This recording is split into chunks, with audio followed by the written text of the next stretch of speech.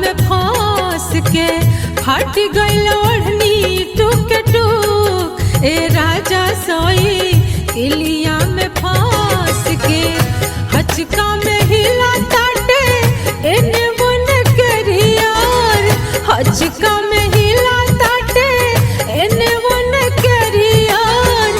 हिली जाला सगरे नस नस अकेला पिया इतना लकास के हट गइल ओढ़नी टूक टूक। ए राजा सोई किलिया में फांस के।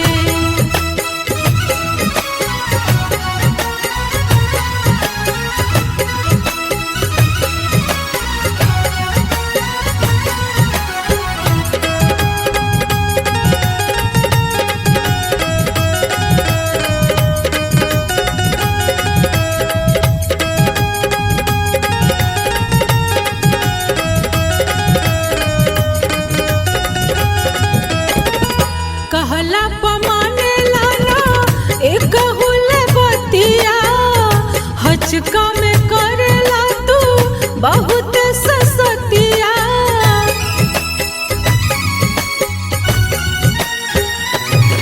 हो कहला पमाने लाना एक हुल बतिया।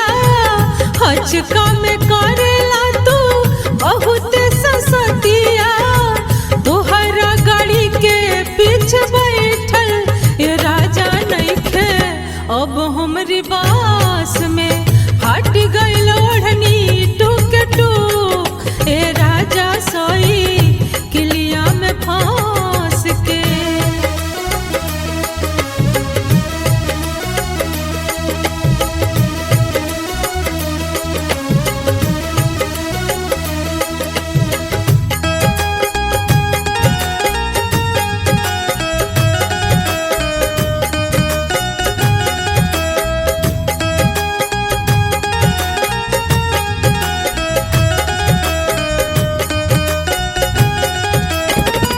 नैहर के जतरा धैला पानी में बोर के।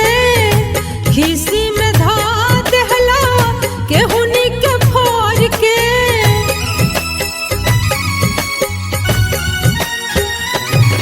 हाँ नैहर के जतरा धैला पानी में बोर के। खीसी में धा देहला केहुनी के फोर के। शीशा के चूड़ी टूट फूटी दुखावे लागल एने ओने धंस के। हट गइल ओढ़नी टूक टूक। ए राजा सोई किलिया में फांस के। हचका में हिला ताटे एने ओने करियार। हचका में हिला ताटे एने ओने करियार। हिली जाला सगरे नस नस अकेला पिया इतना लकास के। हट गइल ओढ़नी टूक टूक। ए राजा सोई